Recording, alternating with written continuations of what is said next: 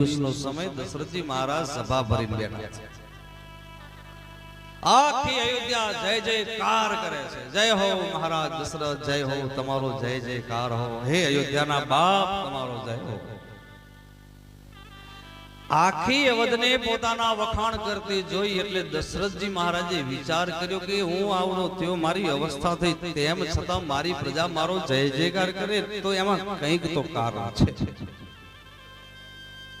એવું મારામાં શું છે? અને ફરી સભામાં પોતે દર્પણમાં જોયું છે। આરી પોતાનું મોઢું કે એવો હું કેવો લાગુ છું કે આ બધા મારું જય જયકાર કરે। અને દર્પણમાં જોયું, કાનની બાજુમાં એક સફેદ વાળ અને મુગટ થોડો ત્રાસો ભાળ્યો છે।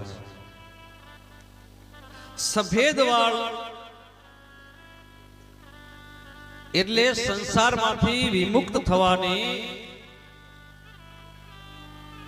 પરમાત્મા આપણને નોટિસ આપે છે કે ભાઈ હવે સફેદ વાળ આવ્યા, હવે એક કામ કર, હવે સંસારનો વધારે પડતો મોહ છોડી અને તું પરમાર્થનું કાર્ય કર। હવે તો ખોરાક થઈ ગયા ઝેરી, જળ ઝેરી થઈ ગયું, એવી એવી દવાઓ આવી ગઈ એટલે 15-20 વર્ષના થાય એટલે સફેદ વાળ ઉગવા લાગે છે। પણ આખું ટાળડું જ્યારે ધોળો ધપ થઈ જાય ને ત્યારે હાથમાં માળા કરી લેજો। ઈશ્વર પછી તમને એમ કહે છે કે કાળા કર્મ તો આખી જિંદગી તે કર્યા, હવે ઉજળા કર્મ કરવાની તૈયારી કરી।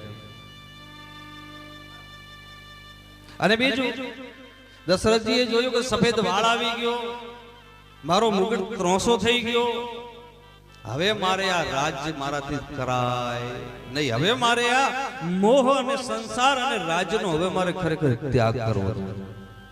એટલે તમારો વડીલો ધ્યાન દઈને સાંભળજો, તમારો મુગટ જ્યારે ત્રોસો થાય ને એટલે સંસારનો મોહ છોડી અને માળા હાથમાં લઈ લેજો। મારી તમારે પણ હો મુગટ ત્રોસો થાય ને એટલે પછી બધું હોંપી દેજો વહુને, લ્યો ભગવાન હોંપી દેજો।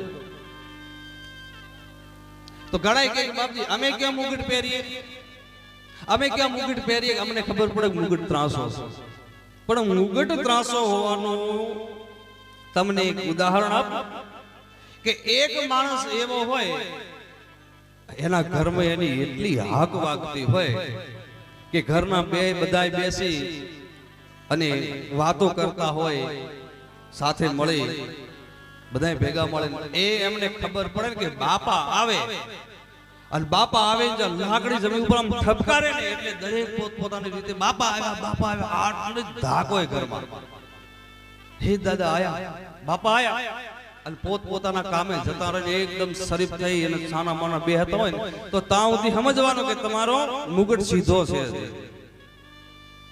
અને ઘરમાં આવતા પહેલા કહો કે પાણી, અને પાણી કેના 3 લોટા આવે, એક માટલામાંથી, એક ફ્રીજમાંથી, એક નળમાંથી 3 લોટા તમારી સામે આવે ને તો સુધી સમજો મુગટ હજી સીધો છે, હજી વાંધો।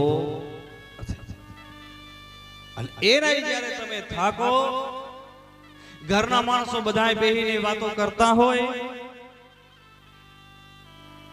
અને ખબર પડે કે તમારી હાજરીને અવગણતા હોય કે બાપા આવે છે, લાકડી લઈને આવો, ઘરમાંથી અવાજ આવે કે મુગા હજી જીવે છે, મરી નહીં, અને તૂટેલી ફૂટેલી ખાટલીમાં જાય બેહવું પડે, અને પછી કેવું પડે કે દીકરા પાણી આપજો, અને ત્યારે અડધે કલાકે એક છલકાતો અડધો લોટો તમારા પાસે આવે એટલે હવે સમજવાનું પૂરેપૂરો મુગટ હવે ત્રાસો થયો છે।